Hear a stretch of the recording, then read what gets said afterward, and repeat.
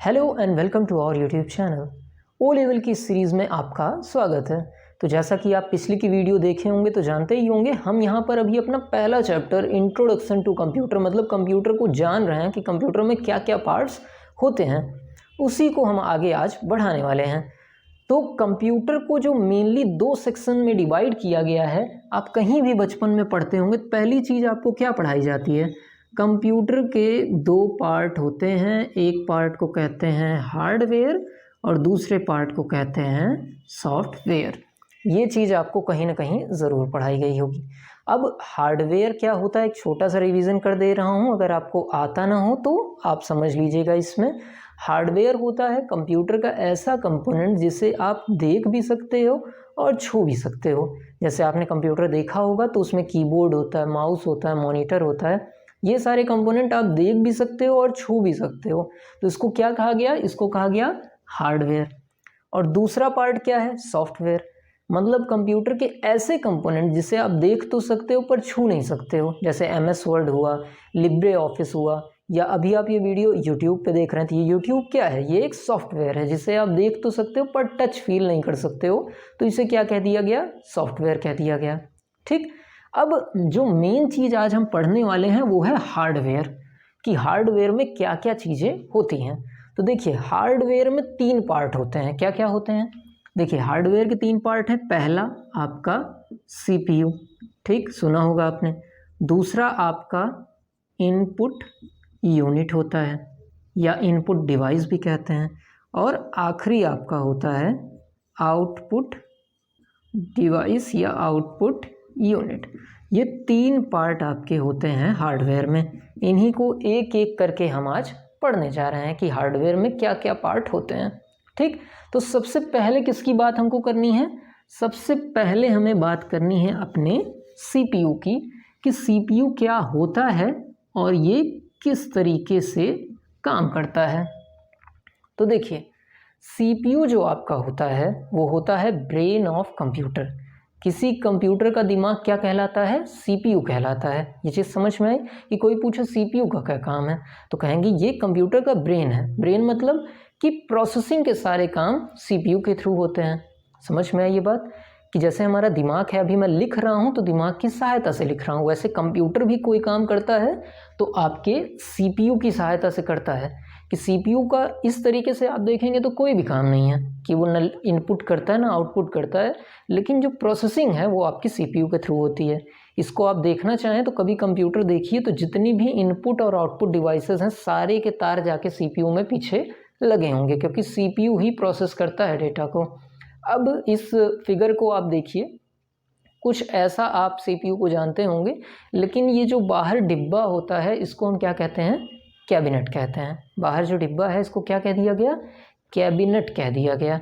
इस डिब्बे के अंदर कई सारी चीज़ें होती हैं। अब इस डिब्बे को थोड़ा सा मैं बड़ा कर रहा हूँ। अब इसको अगर आप ध्यान से देखिए तो ये पहली चीज़ जो आपको दिखती है वो दिखती है फ़ैन। अब इस फ़ैन का काम है कंप्यूटर में जो गर्म हवा निकल रही है उसको बाहर की तरफ निकालना। ठीक है, इसके कभी आप बाहर हाथ लगाएंगे तो आपको गर्म हवा दिखेगी या महसूस होगी, सॉरी। फिर उसके बाद पावर सप्लाई है। पावर सप्लाई का काम होता है कंप्यूटर तक, जो आपका CPU है, जो डिब्बा है, उस तक बिजली को लेके जाना। फिर होता है आपका USB कनेक्टर। USB कनेक्टर का क्या काम होता है, आपको कीबोर्ड, माउस, प्रिंटर, इन सारी चीज़ों को जोड़ने का काम होता है। उसके नीचे देखेंगे तो एक्सपेंशन स्लॉट दिखता है, और उसी के बगल आपको मदरबोर्ड दिख जाएगा। अब मदरबोर्ड क्या है, एक हरी कलर की प्लेट होती है जिस पे आपके रैम और कई सारे ज़रूरी पार्ट होते हैं। ये बहुत ही कंप्यूटर का इम्पोर्टेंट पार्ट होता है। इसके बाद आपको हार्ड डिस्क ड्राइव मिल जाएगी। हार्ड डिस्क का क्या काम है, ये आपके जानकारियों को सुरक्षित रखता है। और उसके ऊपर आपको ऑप्टिकल ड्राइव मिल जाएगी जिसमें आप CD DVD लगा सकते हैं। तो ये कुछ आपका देखिए CPU का स्ट्रक्चर होता है, कुछ इस तरीके से आपको दिखता है। ठीक है, और इसी फैन को आप अगर निकाल कर देखें तो आपको प्रोसेसर भी दिख जाएगा। फैन जब निकालेंगे तो इसी के नीचे आपका कुछ प्रोसेसर होता है। ठीक है, तो ये आपका पहला पार्ट हुआ आपका CPU। इसके बाद अगले पार्ट की तरफ बढ़ते हैं जो कि हमारा क्या था, इनपुट यूनिट। इनपुट यूनिट ये हमारा पहला पार्ट के बाद दूसरा पार्ट है। अब अगर इसको आप ध्यान से समझिए तो ये आपको दो शब्द यहाँ पर दिखेंगे, इन और पुट। अब इन का मतलब क्या होता है? इन का मतलब होता है अंदर, और पुट का मतलब क्या होता है? वैसे पुट का मतलब रखना होता है, पर यहाँ पर हम भेजना समझेंगे कि अंदर भेजना। तो कंप्यूटर की कोई ऐसी इकाई जिससे डेटा को अंदर भेजा जा सके उसको क्या कहते हैं? इनपुट यूनिट कहते हैं। नाम क्या है? इन, अंदर, पुट मतलब रखना। कोई जानकारी को बाहर से जब अंदर की तरफ आप ले जाते हैं कंप्यूटर के, तो ऐसी इकाई को क्या कहते हैं? Input unit.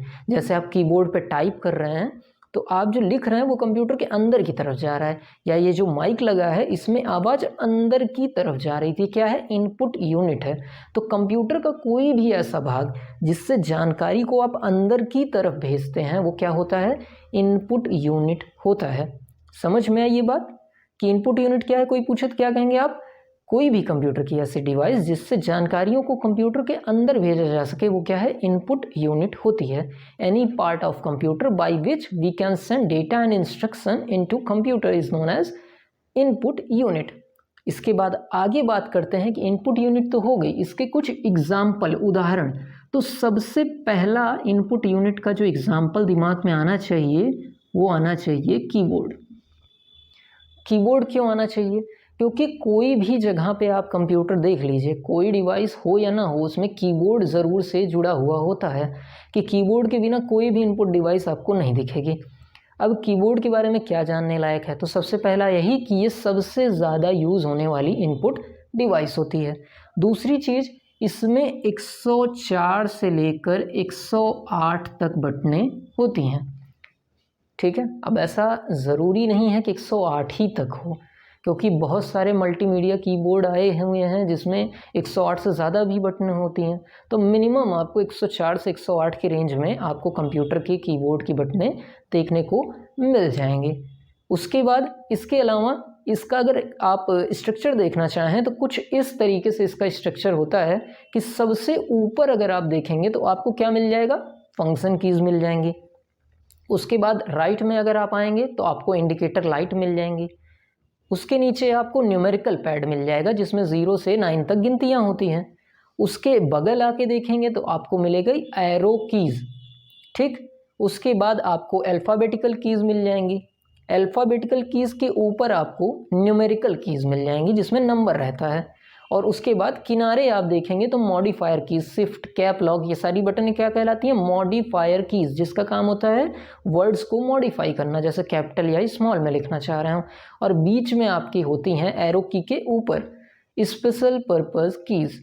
ठीक, कुछ इस तरीके से आपके कीबोर्ड का स्ट्रक्चर होता है। ठीक, अब बहुत से लोग इसको याद करने बैठ जाते हैं, ऐसा नहीं करना है। देखिए, कंप्यूटर में कोई भी चीज़ आपको रट नहीं लेनी है, आप इसको रोज़ देखने वाले हैं। अगर आप ओ लेवल या CCC जैसा या कोई भी कंप्यूटर का कोर्स कर रहे हैं तो मिनिमम आप 2 महीने तो आप कंप्यूटर को रोज़ देखेंगे ही। तो ये याद करने की ज़रूरत नहीं है आपको, आप रोज़ देखेंगे, आपका रोज़ रिवीजन होने वाला है। तो रटने मत बैठ जाइए, चीज़ों को समझने का प्रयास करिए कि क्या चीज़ किस काम में आती है। ठीक, तो एक बार आप कीज़ का यूज़ समझ जाएंगे तो नाम भी अपने आप याद हो जाएगा। अगला हमारी जो इनपुट डिवाइस होती है वो होती है माउस। अगली इनपुट डिवाइस क्या है? माउस। अब माउस सबने देखा होगा, एरो जो होती है जो स्क्रीन पे वो कर्सर होता है, और जब माउस हम मूव कराते हैं तो कर्सर की सहायता से हम कुछ सेलेक्ट या ओपन कर सकते हैं। अब ये इनपुट क्यों है? क्योंकि डेटा अंदर की तरफ जा रहा है। तो माउस के बारे में कोई पूछे कि माउस क्या है तो हम कहेंगे माउस एक इनपुट डिवाइस है। पर एक चीज़ हम इसमें जोड़ देंगे कि माउस एक पॉइंटिंग इनपुट डिवाइस है। पॉइंटिंग वर्ड जुड़ जाएगा। पॉइंटिंग का मतलब क्या है कि ये किसी खास निश्चित बिंदु पे काम करती है कि इसी जगह पर ये क्लिक होने वाला है। तो इसीलिए माउस को क्या कह दिया गया? Pointing input device. तो क्या कहेंगे? Mouse is an pointing input device. ठीक, जो क्या करता है, देखिए, जो किसी भी चीज़ को सेलेक्ट करने या ओपन करने के यूज़ में आता है जनरली, या पेज को स्क्रॉल करने के लिए भी आप इस्तेमाल कर सकते हैं इसका। अब पूछा जाता है माउस के टाइप क्या हैं, तो देखिए माउस को 3 भाग में बांटा गया। पहला आपका जो भाग था उसका नाम था मैकेनिकल माउस। जो सबसे पहले बना हुआ था उसका नाम था मैकेनिकल माउस। अब मैकेनिकल माउस क्या करता था? देखिए, मैकेनिकल माउस को जब आप उल्टा पलट के देखेंगे तो इसमें एक गेंद होती थी। ठीक है, जो आपको फिगर दिख रहा होगा इस तरीके से आपका मैकेनिकल माउस कुछ होता था। इसमें गेंद होती थी, जब आप माउस को मूव कराते थे तो नीचे लगी वो गेंद मूव करती थी और उसी के हिसाब से आपका कर्सर भी मूव करता था। ये पहले यूज़ किया जाता था। ठीक, इसके बाद अगली हमारी इनपुट डिवाइस जो आई वो आई ऑप्टिकल माउस। ऑप्टिकल माउस, अब ऑप्टिकल माउस क्या होता है? तो ऑप्टिकल का मतलब होता है लाइट, ऐसा माउस जो लाइट की सहायता से काम करता हो। मतलब जब लाइट मूव हो तो माउस का कर्सर भी मूव हो। ये वाला आपने माउस ज़रूर देखा होगा कि उसको उल्टा करके देखिए तो लाल कलर की लाइट उसमें जलती हुई मिलती है, और वो लाइट जैसे जैसे मूव होगा आपका माउस भी मूव होगा। तो ये आपका क्या हुआ? ऑप्टिकल माउस हुआ। और तीसरा टाइप का माउस होता है आपका वायरलेस माउस। वायरलेस माउस मतलब ऐसा माउस जो बिना तार के काम करता हो, मतलब उसमें तार नहीं होता, आप सिर्फ माउस होता है, उसको मूव कराइए आपका कर्सर अपने आप से मूव होगा। तो ये था आपका माउस के 3 टाइप। इसके बाद आगे बढ़ते हैं और अगली हमारी डिवाइस है स्कैनर।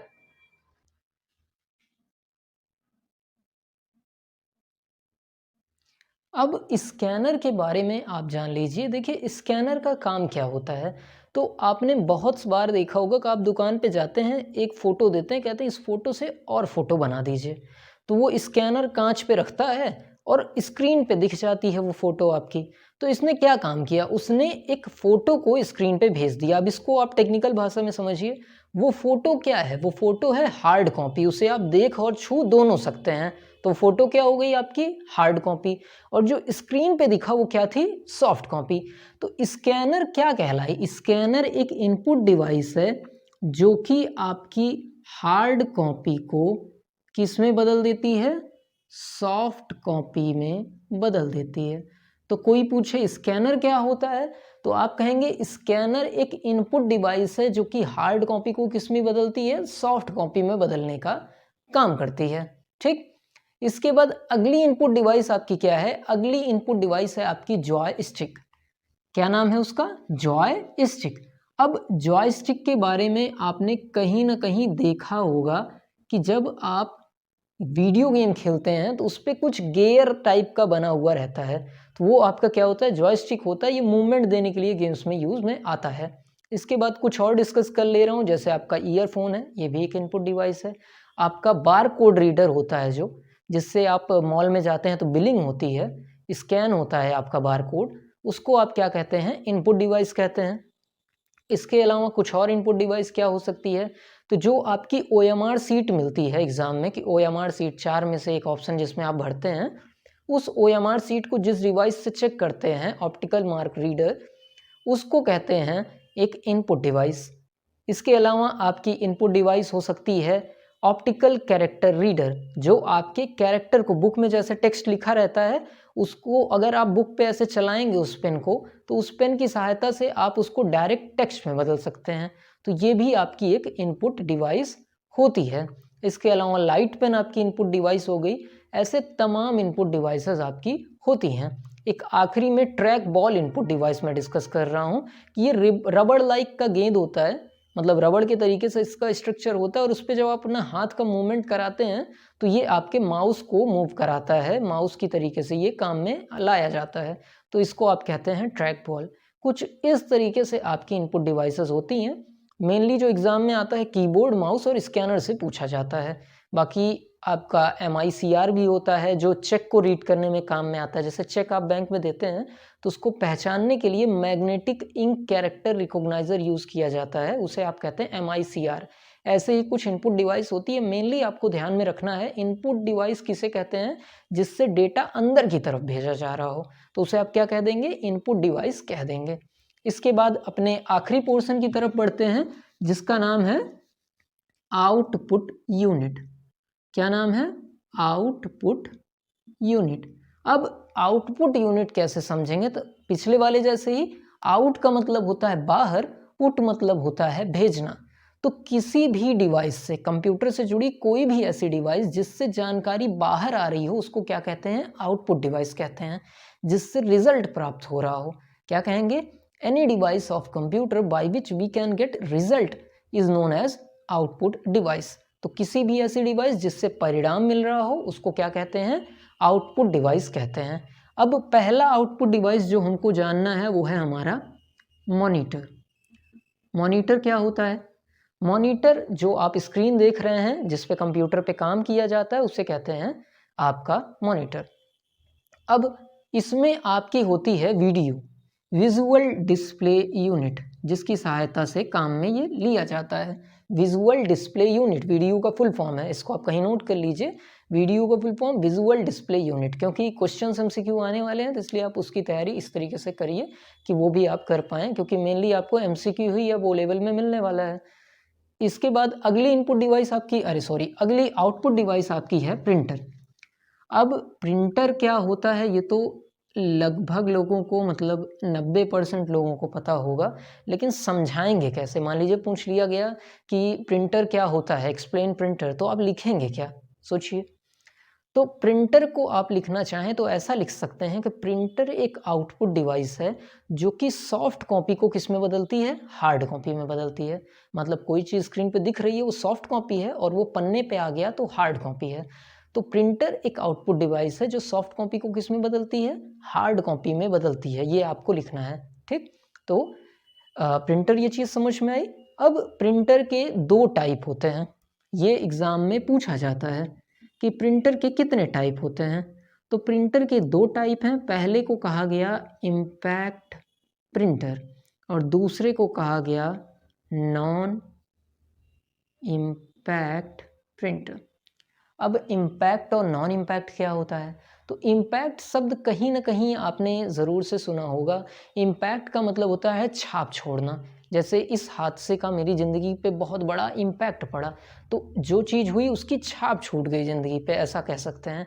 तो इम्पैक्ट प्रिंटर ऐसा प्रिंटर होता है जिसमें मशीन पेपर पे जब छप रहा हो तो उस पर छाप छोड़ता है, मतलब टकराव होता है। तो जब भी पेपर और मशीन का टकराव होकर प्रिंट हो रहा है तो उसको क्या कहते हैं, इम्पैक्ट प्रिंटर कहते हैं, ठीक है। और बिना टकराव के प्रिंट हो रहा हो तो नॉन इम्पैक्ट प्रिंटर कहते हैं। और जहाँ पे टकराव होता है वहाँ पे होता है शोर। जैसे आप कोर्ट में देखे होंगे जो टाइपराइटर यूज़ होता है उसमें शोर होता है, तो उसे क्या कहते हैं, इम्पैक्ट प्रिंटर कहते हैं। रेलवे स्टेशन पे जो प्रिंटर प्रिंट करता है, इम्पैक्ट प्रिंटर। पासबुक जिससे छपती है वो आपका इम्पैक्ट प्रिंटर होता है जिसमें टकराव हो रहा हो। और नॉन इम्पैक्ट प्रिंटर क्या होता है, जिसमें टकराव ना हो रहा हो। जैसे आप दुकान पे अपनी फ़ोटो प्रिंट कराने जाते हैं या फ़ोटो स्टेट करा रहे हैं तो वहाँ पे बिना शोर के प्रिंट हो रहा है, तो उसे क्या कहते हैं, नॉन इम्पैक्ट प्रिंटर कहते हैं, ठीक। इसके बाद ध्यान देने वाली बात क्या है, टाइप ऑफ प्रिंटर। अब टाइप ऑफ प्रिंटर समझने से पहले आप ये चार्ट देख लीजिए।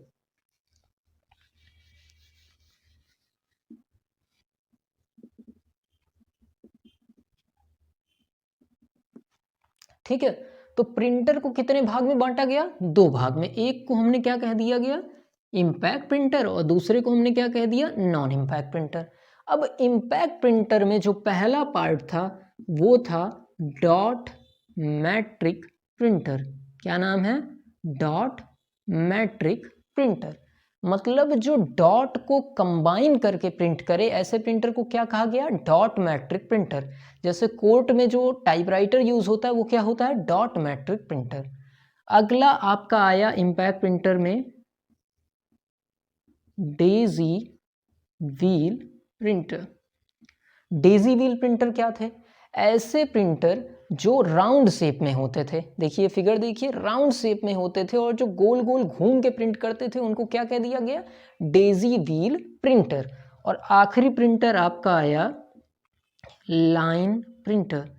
लाइन प्रिंटर क्या थे, नाम से ही समझना चाहिए कि एक बार में जब एक लाइन प्रिंट हो जाए तो उसको क्या कहते हैं, लाइन प्रिंटर कहते हैं।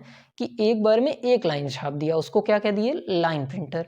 अब नॉन इम्पैक्ट में आइए, तो नॉन इम्पैक्ट में पहला प्रिंटर था इंक जेट प्रिंटर। अब इस प्रिंटर को आपने देखा है, जो दुकान पे प्रिंट करने के लिए प्रिंटर यूज़ होता है वही आपका इंकजेट प्रिंटर, जिससे आप फ़ोटो छपाते हैं। कलर स्याही लगी होती है, उससे आपका हेड जुड़ा होता है और वो जाके कागज़ पे रब करता है और आपका प्रिंट हो जाता है। और अगला आपका है लेज़र प्रिंटर। लेज़र प्रिंटर क्या काम करता था, तो ये सूखी स्याही जिसे कालिख कहते हैं उसकी सहायता से प्रिंट करता था। ये काफ़ी तेज़ होता था और क्योंकि कालिख यूज़ कर रहा है तो ये कलर प्रिंटर तो दे नहीं सकता था, तो ये सिर्फ ब्लैक एंड वाइट प्रिंट देता था। तो ये आपके प्रिंटर हुए। दो type, impact non impact. Impact जिसमें टकराव होकर प्रिंट हो, छाप छोड़ के प्रिंट हो। नॉन इम्पैक्ट बिना टकराव के प्रिंट हो। इम्पैक्ट के 3 टाइप थे जिसको डिस्कस कर चुके हैं, डॉट मैट्रिक, डेजी व्हील और लाइन। और नॉन इम्पैक्ट में इंकजेट और लेज़र। एक प्रिंटर थर्मल भी आता है पर वो आउट ऑफ सिलेबस हो चुका है, उसके बारे में नहीं डिस्कस करते हैं। थर्मल प्रिंटर मैंने नहीं लिखा हुआ है। अगर डिवीज़न करें तो और भी डिवीज़न होते हैं, डॉट मैट्रिक के भी डिवीज़न है, लेकिन वो हमारे एग्ज़ाम में पूछा नहीं जाएगा तो हम उसको डिस्कस नहीं कर रहे हैं यहाँ पर।